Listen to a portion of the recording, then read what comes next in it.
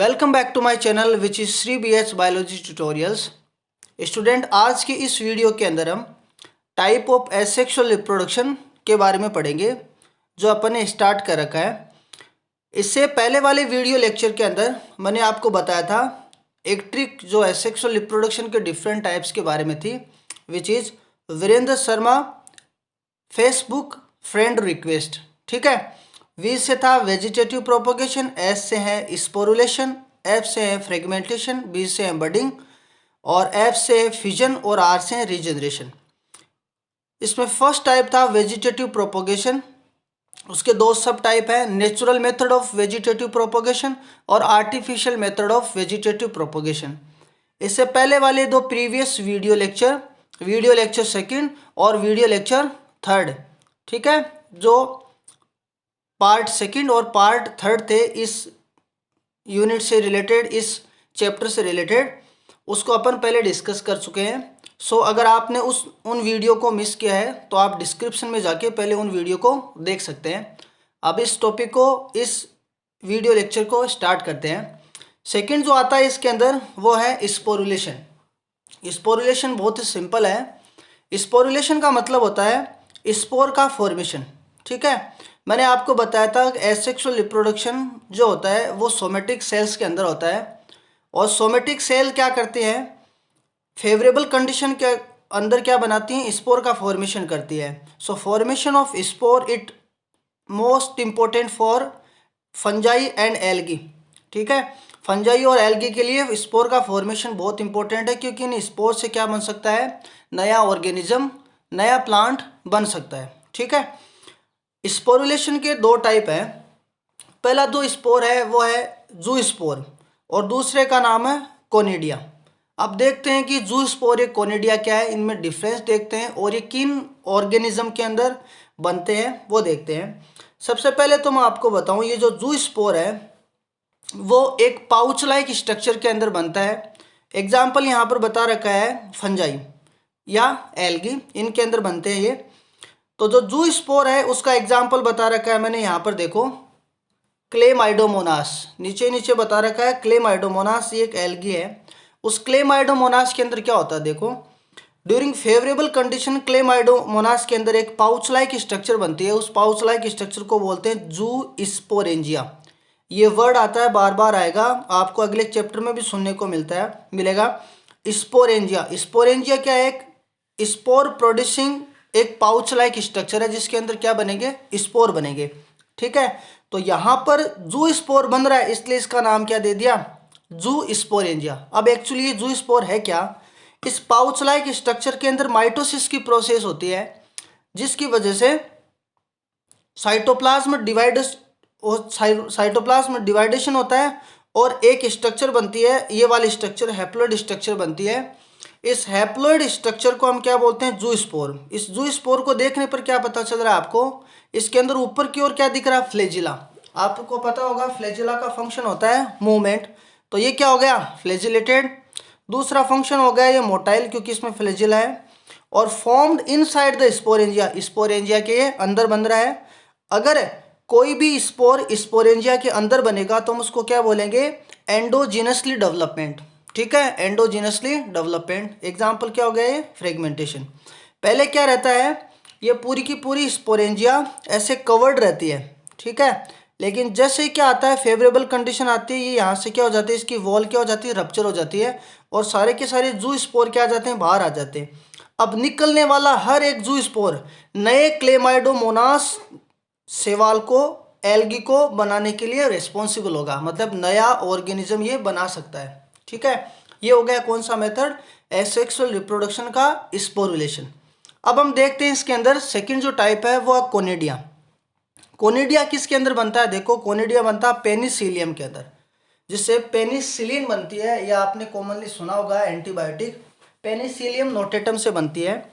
ये एक पेनिसिलियम क्या है, एक फंजाई है। फंजाई के अंदर क्या होता है, देखो जिस तरीके से स्पोरेंजिया के अंदर क्या बन रहा था, जू स्पोरेंजिया के अंदर जू स्पोर, उसी तरीके से कोनिडियोफोर के अंदर क्या बनेंगे, कोनिडिया। देखो कोनिडियोफोर एक ब्रांच लाइक स्ट्रक्चर है जिसके ऊपर क्या बनेगा, एक फ्लास्क शेप स्ट्रक्चर बन जाएगी ये, इसकी ग्रोथ होने से, माइटोसिस होने से। इसको हम बोलते हैं स्टेरिगमेटा। क्या बोलते हैं इसको? स्टेरिगमेटा। इस स्टेरिगमेटा के ऊपर चेन लाइक स्ट्रक्चर बनती हैं, उनका नाम होता है कोनिडिया। ये सारी की सारी स्ट्रक्चर कैसी हो गई? ये सारी की सारी स्ट्रक्चर हो गई हैप्लॉइड। ये सारी की सारी स्ट्रक्चर क्या हो गई? हैप्लॉइड। ये चेन लाइक जो फॉर्मेशन है उसको बोलते हैं कोनिडियोजेनेसिस। ये कोनिडियो का फॉर्मेशन हो गया। अब देखो इसके बारे में देखते हैं, ये क्या हो गए? Non flagellated. अगर इसमें से एक को बाहर निकालते हैं तो ये क्या हो गए?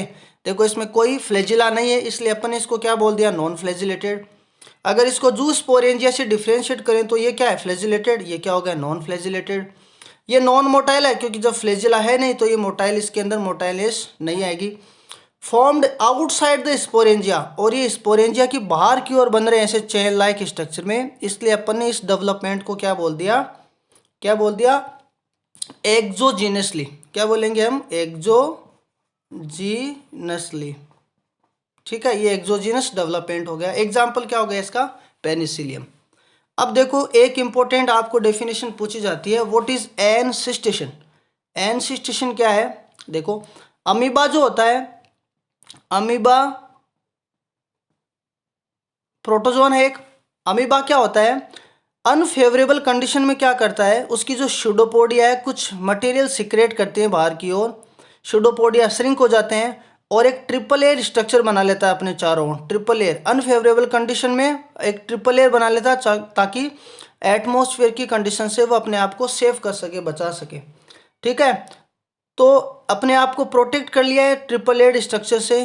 ट्रिपल लेड स्ट्रक्चर से मतलब क्या कर लिया उसने? अपने सिस्ट को क्या कर लिया? क्लोज कर लिया, एस्केप कर लिया, बचा लिया। इस प्रोसेस को अपन क्या बोलते हैं? एनसिस्टेशन। ठीक है, जैसे ही फेवरेबल कंडीशन आती है ये तीनों की तीनों लेयर क्या हो जाती हैं? रिमूव हो जाती हैं। और अमीबा क्या बनता है? अमीबा क्या करता है? माइटोसिस की प्रोसेस के थ्रू छोटे छोटे अमीबी बनाता है। इस प्रोसेस को अपन ने क्या बोल दिया? Encystation. So formation of small amoebae by mitosis in favourable condition in amoeba is known as encystation. Encystation एक डेफिनेशन ही होगी। And covering of amoeba by triple layer is also known as encystation in unfavourable condition of amoeba. अब हम बात करते हैं next question की, next topic की।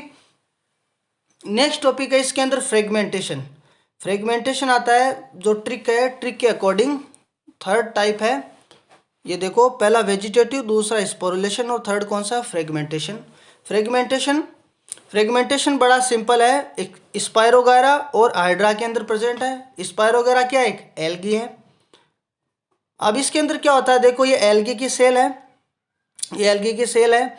ये क्या करेगी? सोमेटिक सेल है। ऑब्वियसली कौन सी सेल है? सोमेटिक, क्योंकि एसेक्सुअल रिप्रोडक्शन हो रहा है तो ऑब्वियसली सोमेटिक सेल होगी। इसके अंदर क्या हुआ? ये माइटोसिस हुआ। माइटोसिस होने से क्या हो गई? ये फ्रेगमेंटेड हो गई। ये 3 फ्रेगमेंट बन गए इससे, और हर एक फ्रेगमेंट के अंदर ये कैपेसिटी है कि वो नया सेल और नया ऑर्गेनिज्म को बना सकती है। ठीक है, इसको अपन ने क्या बोल दिया? फ्रेगमेंटेशन। नेक्स्ट हम देखते हैं इसके अंदर बडिंग। ये देखो कौन सा टाइप है? बडिंग।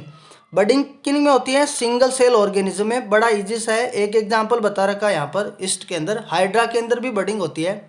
ये देखो एक ईस्ट की सेल है, ये सेल का क्या है? न्यूक्लियस, क्योंकि यूनिसेलुलर ये एक न्यूक्लियस हो गया। और ये इसका क्या हो गया? Cytoplasmic content. तो जब भी सेल डिवीजन होता है तो पहले क्या होता है? न्यूक्लियस का डिवाइडेशन होता है। पहले क्या होता है?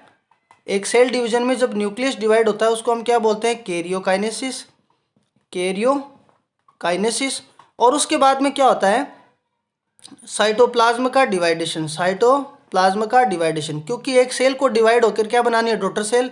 तो डॉटर सेल को उसको न्यूक्लियस भी देना है क्योंकि नंबर को, क्रोमोसोम को डिस्ट्रीब्यूट करना है, और एज वेल एज उसको क्या देना है? साइटोप्लाज्मिक कंटेंट भी देना है। तो साइटोप्लाज्म के डिवाइडेशन को अपन ने क्या बोल दिया? साइटोकाइनेसिस। ठीक है, तो 2 प्रोसेस हो गई, एक को बोल दिया कैरियोकाइनेसिस, एक को बोल दिया साइटोकाइनेसिस।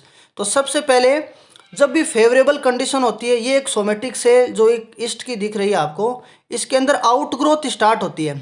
ठीक है, इसको अपन बल्जिंग आउट स्ट्रक्चर बोलते हैं, आउटग्रोथ बोल दिया अपन ने। ये आउटग्रोथ हो गई, और जैसे जैसे आउटग्रोथ हुई न्यूक्लियस डिवाइड होकर क्या चला गया, इसमें चला गया, इसकी डॉटर सेल के अंदर। फिर इसकी कंटिन्यूसली ग्रोथ होती जाएगी और कुछ साइटोप्लाज्मिक कंटेंट भी क्या चला जाएगा, इसमें चला जाएगा। कुछ समय के बाद में ये क्या हो जाएगी, यहाँ से डिटेच्ड हो जाएगी, अलग हो जाएगी, और अब ये भी क्या करेगी, एक ईस्ट के लायक बिहेव करेगी। तो यहाँ से कितनी सेल बन गई, 2 बन गई। ठीक है, ये नॉर्मल प्रोसेस है बडिंग की। इससे नेक्स्ट वाला जो पॉइंट आता है 5th नंबर, उसको हम क्या बोलते हैं, बडिंग के बाद में आता है फिजन। ठीक है, हम देखते हैं क्या डिफरेंस है बडिंग और फिजन के अंदर। फिजन किन ऑर्गेनिज्म में होता है, सिंगल सेल ऑर्गेनिज्म में। एग्जाम्पल है बैक्टीरिया, अमीबा एंड पैरामीशियम। ठीक है, इसके अलावा प्रोटोजोन्स जैसे प्लाज्मोडियम, उसके अंदर भी फिजन होता है। फिजन का सिंपल सा मीनिंग होता है स्प्लिटिंग। फिजन का मीनिंग क्या होता है, स्प्लिटिंग। ठीक है, जैसे मान लो ये एक सेल है, अमीबा की एक सेल है, ये पूरी की पूरी बॉडी, ये पूरी की पूरी सेल वर्क करेगी एज ए रिप्रोडक्टिव यूनिट। किसका काम करेगी, ये रिप्रोडक्टिव यूनिट। ठीक है, जैसे ही क्या होगा, फेवरेबल कंडीशन होंगी इसके अकॉर्डिंग, ये क्या होगा, इसका न्यूक्लियस क्या हो जाएगा, डिवाइड हो जाएगा। तो न्यूक्लियस जब आपको पता है डिवाइड होता है, तो ये न्यूक्लियस के अंदर सेंट्रियोल का फॉर्मेशन, सेंट्रियोल वगैरह से क्या हो गया, ये डिवाइड हो गया न्यूक्लियस। अब देखो जैसे जैसे न्यूक्लियस का फॉर्मेशन, फिर क्या होगा, साइटोप्लाज्म में क्या होगा, स्प्लिट होगा, और ये साइटोप्लाज्म में स्प्लिट होगा तो ये स्ट्रक्चर बन जाएगी। ये न्यूक्लियस आ गया इधर। अगले वाले डायग्राम के अंदर क्या होगा, ये दोनों की दोनों सेल क्या हो जाएगी, फिर अलग अलग हो जाएंगी। इन दोनों ने क्या बना लिया, अलग अलग ऑर्गेनिज्म बना लिया। ठीक है, तो सिंपल सी प्रोसेस जिसके अंदर एक सेल वर्क करे एज ए रिप्रोडक्टिव यूनिट। पहले न्यूक्लियस का डिवाइडेशन हुआ, फिर साइटोप्लाज्म का डिवाइडेशन हुआ, साइटोप्लाज्म इक्वली डिस्ट्रीब्यूट हो गया, और एक सेल से क्या बन गई, 2 सेल बन गई। ठीक है, ये हो गया फिजन। अब इस फिजन को 2 पार्ट में डिवाइड किया गया है। First one is binary fission and second is multiple fission. Binary का मतलब क्या होता है, 2। बाइनरी का मतलब क्या हो गया, 2। कोई भी रिप्रोडक्टिव यूनिट जब 2 हाफ्स में कन्वर्ट हो जाती है तो अपन उसको क्या बोलते हैं, बाइनरी फिजन। 2 हाफ्स में अगर कन्वर्ट हो गई, 2 पार्ट में कन्वर्ट हो गई, तो अपन उसको क्या बोल दिया, बाइनरी फिजन। सबसे फर्स्ट इसके अंदर एग्जाम्पल बता रखा है इरेगुलर। इरेगुलर का एग्जाम्पल बहुत सिंपल है, वो किसके अंदर होता है, अमीबा के अंदर। क्योंकि अमीबा की बॉडी क्या रहती है, इरेगुलर। तो डिवाइडेशन क्या होता, क्या होगा, एक रिप्रोडक्टिव यूनिट में तो होता है, लेकिन एक प्रॉपर सीक्वेंस में नहीं होता, किसी भी डायरेक्शन में हो जाता है। इसलिए बनने वाली जो 2 बॉडी हैं, बनने वाली जो 2 सेल हैं, वो इक्वली साइज के अंदर नहीं होंगी। उसको हम क्या बोलेंगे, इरेगुलर बाइनरी फिजन। नेक्स्ट आता है लॉन्गिट्यूडनल। लॉन्गिट्यूडनल किसके अंदर होता है, यूग्लिना के अंदर। यूग्लिना के अंदर कौन सा प्रोसेस होता है, लॉन्गिट्यूडनल। इसके अंदर क्या होता है, पूरी की पूरी जो यूग्लिना की बॉडी है, इस तरीके की जो बॉडी है यूग्लिना की, वो क्या हो जाती है, लॉन्गिट्यूडनली क्या हो जाती है, डिवाइड हो जाती है। लॉन्गिट्यूडनली डिवाइड हो जाती है। इसके अंदर ये क्या हो गई, फ्लैजिला भी डिवाइड हो गई। नेक्स्ट कौन सा आता है, ट्रांसवर्स। ट्रांसवर्स का एग्जांपल है पैरामीशियम। पैरामीशियम ट्रांसवर्स पैरामीशियम के अंदर होता है। इसके अंदर क्या होगा, ये जो बॉडी है वो क्या होगी, पैरामीशियम की बॉडी ट्रांसवर्स सेक्शन के थ्रू डिवाइड होगी, और बनने वाली हर एक फ्रेगमेंट, हर एक पार्ट क्या बनाएगा, स्प्लिट होने वाली हर एक बॉडी क्या बनाएगी, नया पैरामीशियम, न्यू पैरामीशियम। ठीक है, ये सिंपल मेथड हो गया कौन सा, ट्रांसवर्स। मल्टीपल फिजन का एग्जांपल है प्लाज्मोडियम। मल्टीपल फिजन किसके अंदर होता है, प्लाज्मोडियम के अंदर। अब एक छोटा सा डिफरेंस देखते हैं हम कि फिजन के अंदर और बडिंग के अंदर क्या डिफरेंस है। बडिंग के अंदर क्या डिफरेंस है, तो ये क्वेश्चन आता है बहुत सारे एग्जाम में। फिजन के अंदर क्या होता है, साइटोप्लाज्म जो डिवाइड हो रहा है, साइटोप्लाज्म जो डिवाइड हो रहा है वो क्या होगा, इक्वल होगा। जबकि बडिंग के अंदर क्या होता है, साइटोप्लाज्म का जो डिवाइडेशन है वो क्या होता है, अनइक्वल रहता है। साइटोप्लाज्म का जो डिवाइडेशन है अनइक्वल। अब हम बात करते हैं सेकंड पॉइंट की। इसके अंदर क्या रहता है, आउटग्रोथ। कोई भी तरीके की आउटग्रोथ नहीं बनती है जबकि बडिंग में आपने देखा था आउटग्रोथ का फॉर्मेशन होता है। ठीक है। Third most important point, binary fusion होने के बाद में पेरेंट क्या हो जाता है, डिसअपियर हो जाता है। आप ये बता नहीं सकते कि पेरेंट सेल कौन सी है। जिस तरीके से आप इसमें देख सकते हो, ये पेरेंट सेल क्या हो गई, स्प्लिट हो गई, दोनों की दोनों as a daughter cell size में क्या हो गई, बड़ी हो गई। अब पेरेंटल सेल यहाँ पर है नहीं। जबकि आपने बडिंग के अंदर क्या देखा था, बडिंग के अंदर पेरेंट सेल क्या रहती है, इंटैक्ट रहती है और प्रेजेंट रहती है। ठीक है, ये बडिंग थी, इसमें आउटग्रोथ हुई, यहाँ से जो सेपरेट हो गई, तब भी क्या थी, पेरेंटल बॉडी क्या थी, पेरेंटल सेल क्या थी, प्रेजेंट थी, पेरेंट बॉडी प्रेजेंट थी। ठीक है, ये हो गया कौन सा टाइप, फ्यूजन के अंदर, फ्यूजन और बडिंग के अंदर डिफरेंस। नेक्स्ट लास्ट जो बचता है वो कौन सा आता है, टाइप 6 टाइप, जिसको हम बोलते हैं रीजनरेशन। रीजनरेशन, ये जो रीजनरेशन है इसके अंदर क्या होता है, जो टूटा हुआ पार्ट है बॉडी का, जो फ्रेगमेंटेड है या अलग हुआ है, उसके अंदर इतनी कैपेसिटी है कि वो न्यू ऑर्गेनिज्म को बना सके। इसका एक सिंपल सा एग्जांपल है, प्लेन एरिया के अंदर रीजनरेशन की कैपेसिटी बहुत ज़्यादा होती है। अपनी बॉडी के अंदर बोलें तो लीवर की जो सेल्स हैं उनके अंदर क्या रहती है, रीजनरेशन की कैपेसिटी रहती है। उसी तरीके से आप बता सकते हो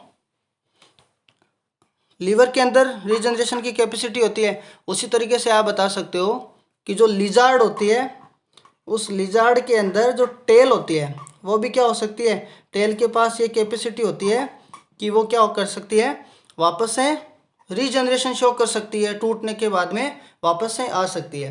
ह्यूमन बीइंग के अंदर रीजनरेशन होता है, लेकिन वो कितना होता है, सिर्फ वाउंड हीलिंग तक।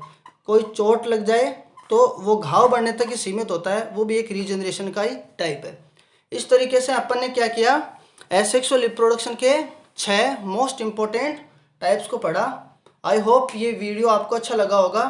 अगले वाले वीडियो के अंदर, अगले वाले वीडियो लेक्चर के अंदर सेक्सुअल रिप्रोडक्शन को पढ़ेंगे, जो इस यूनिट का अगला वीडियो होगा।